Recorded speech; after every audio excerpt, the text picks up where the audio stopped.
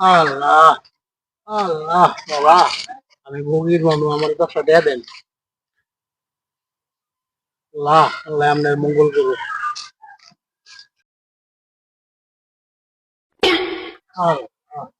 এই শোনেন, এদিকে আসেন। কি যে বাবা, কি লিখে ডাক দিছ?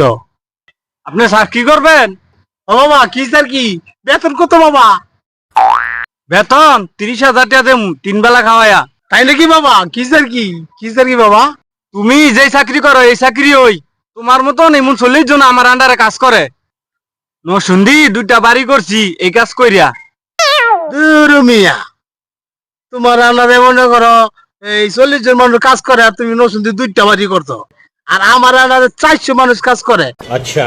আমি এই কাজ কইরা আমি সুন্দর আলী লন্ডন 2টা বাড়ি করছি। আমি বিশ্বাস করি না।